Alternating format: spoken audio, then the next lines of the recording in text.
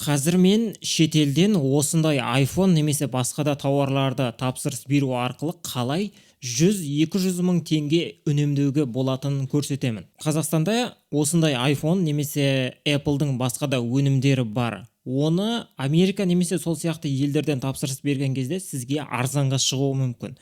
Мысалға, менің жағдайым салыстырайық. Мен осындай Mac Mini M2 деген компьютерді американдық бір интернет дүкенінен 350 мың теңгеге алдым, және ол 16 гигабайт болған.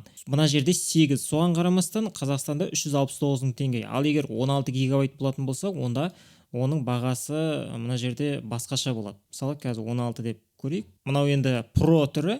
Примерно менікінде болатын болса, шамамен 450-ден жоғары болады. Яғни разница бар. Мына жерде мысалға сол сияқты арзан, сол сияқты бағалары мына жерде арзан. Міне жаңағы 369 мыңның компьютері мына жерде міне $499. Бұл да міне 8 гигабайт. Характеристикасын салыстырып көрсеңіз болады. $499 деген сөз, бұл 229 мың теңге, яғни үстінен біраз үнемдеуге болады. Әрине, мына жерде кейбіреулер Pro деп тұру мүмкін, олардың бағалары басқа, дегенмен бағасында біраз міне разница бар. Ал енді бұны қалай тапсырыс беруге болады? Тапсырыс берудің бірінші жолы осындай тауарды табу, бірінші, одан кейін Қазақстандағы бағасымен салыстыру. Ал егер арзан болатын болса, тапсырыс беруге болады. Ол үшін мына Apple-дың сайтын қолдануға болады. Егер iPhone алғыңыз келетін болса, немесе Mac Mini, немесе Apple-дың басқа да өнімдері. Мен мысалы мына сайттан тапсырыс бердім. B&H деп аталады.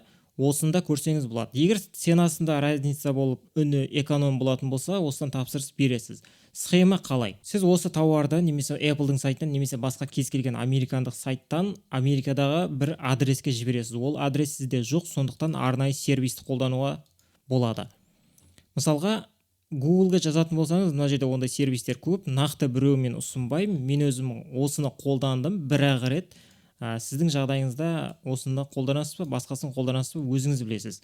Бұған тіркелесіз, сізге бір адрес береді Америкада. Тапсырыс берген кезде мынаның ақшасын төлейсіз, сол адреске тауарды жібересіз. Бұлар сол тауарды алып Қазақстанға жібереді. Алматыда болатын болса, сол складына барып алып кетуге болады, немесе үйге дейін, сол Алматыдан үйге дейін жеткізеді. Қазақстанның басқа жерінде тұратын болсаңыз, менің жағдайымдағыдай, онда курьермен жібереді, оған қосымша төлейсіз. Менің жағдайымда ол курьерге 3750 теңге төлелді. Және мыналардың өзінің бағасы бар, килограммға $13. Мынаны есте сақтаңыз. Ауыр зат тапсырыс беріп, мысалға 10 килограмм, немесе одан да көп, мына жерде минусқа кіріп кетуіңіз мүмкін, алдын ала есептеп алыңыз. iPhone-ның мысалға мына Mac Mini-дің салмағы менде 1,2 әлде 27 долларға шықты, яғни 2-де 1, примерно осындай.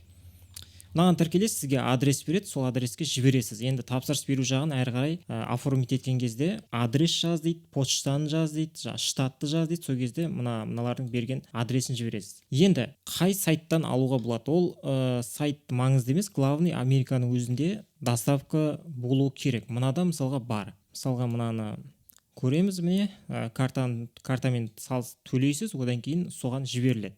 Мына сайтта 499, Apple-дың өзінің сайтында да примерно дәл сондай баға. Кейде мынада арзан болуы мүмкін, немесе мынада арзан болуы мүмкін. Соны қарап көрсеңіз болады. Менде 16 гигабайттық түрі $700 болды мысалға.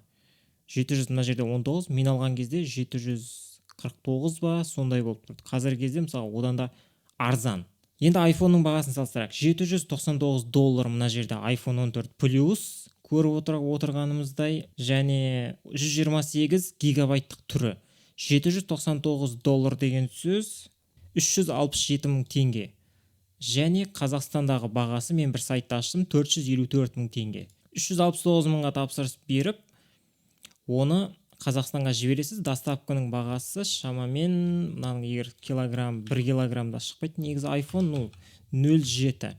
Сонда үстіне қосымша $9 төлейсіз. Астанада, Алматыда тұратын болсаңыз, тез алып кетуге болады. Тіпті үстіне курьерге төленетін ақшаны қосқанның өзінде бұл выгодно. Және мына жақ сенімдірек. Одан кейін тағы бір ескеретін дүние бар. Қазақстанда шетелден тауар алған кезде ограничение бар. Егер сіз сол лимиттен асып кететін болсаңыз, үстінен налог төлейсіз. Сол налог төлейін деп қайтадан минусқа кіріп кетіп жүрмеңіз, сондықтан бұны да ескеріңіз. Барлығы мына жерде жазылған. Мысалға 2023 жылдың 1 апреліне дейін 1000 евроға дейін алуға болатын еді. Одан кейін 1 апрельден бастап, яғни ол өтіп кетті. Мына суммадан аспау керек. Килограмм салмағы осыдан аспау керек. Өтетін болса үстінен налог төлейсіз. Ол туралы мына жерде міне жазылған, көрсеңіз болады. Егер мына айфонның бағасы одан асып кеткеннің өзінде сіз есептеп көрсеңіз болады. Так, 500 евродан асып кетті, налог осынша болады, доставка осынша, демек соның өзінде арзан болады екен, ала беруге болады деген секілді вариант болуы мүмкін. Ол жағдайда да выгодно болады. Негізі мен бір екеуін есептеп көргім. Дегенмен әр тауарда ол әр түрлі.